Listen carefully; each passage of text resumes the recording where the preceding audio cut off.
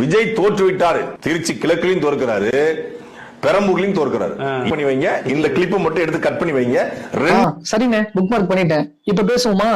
நம்ம சாட்டி துரைமுருகன் நான் சொன்ன மாதிரி திருச்சி கிழக்குலயும் தோக்குறாரு, பெரம்பூர்லயுமே விஜய் தோக்குறாரு. ரெண்டு ஒண்ணு நடந்துச்சா? அவர் சொன்னதுக்கு ஆப்போசிட்ல 234 தொகுதியில கிட்டத்தட்ட 100க்கு மேல தொகுதியில எல்லாமே அடிச்சு நொறுக்கிட்டு டிவிக்கு முன்னாடி போயிட்டு இருக்குது. அந்த அளவுக்கு ஒரு அடி டிவிக்கு. அந்த அடி வந்து பாத்தீங்கன்னா யாருக்கு பாதிப்பு இல்லையோ என்டிக்கு சரியான அடி.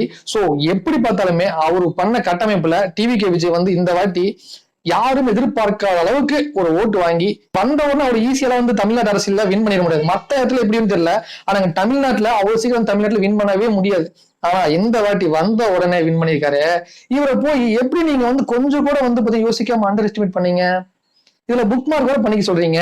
எத்தனையோ வீடியோங்க, நிறைய வீடியோ நான் பாத்துட்டேன். அத்தனை வீடியோ பாத்தீங்கன்னா டிவிகே தலைவரை எந்த அளவுக்கு அவமானப்படுத்த முடியும் அந்த அளவுக்கு பண்ணிட்டீங்க.